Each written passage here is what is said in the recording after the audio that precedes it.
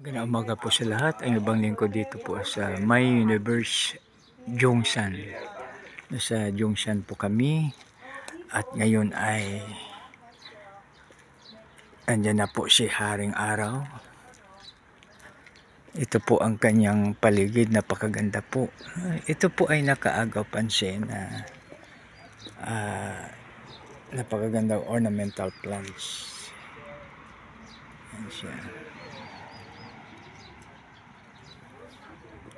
Tapos yung kuwan pala, parang nakuha ko yung style nila na para hindi tataas yung kahoy, parang pinoprong po nila. Yan po. Tapos ito parang labog siya oh. Pero hindi siya labog dahil labog sa Ilonggo, ewan ko kung ano sa Tagalog. Labog siya kasi pinapaasim po yun.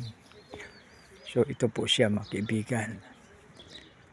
So ito mayroong kahoy.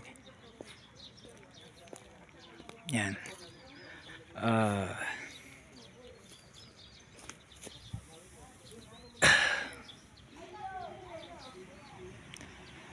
Ito ay pwede kunin ang buto para ano siya, para itanim sa Pilipinas kasi ito po ay sa Gyeongsan, South Korea.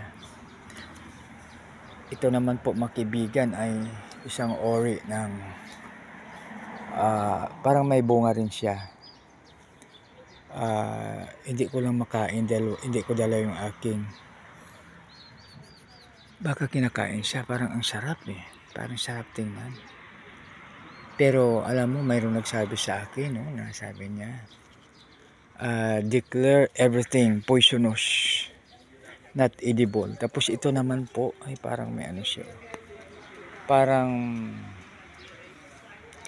sa Pilipinas, I forgot kung ano siya.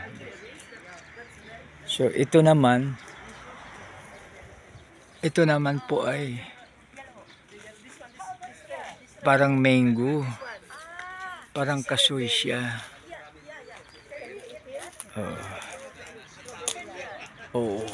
Ito naman ay parang apple pero apricot po pala to.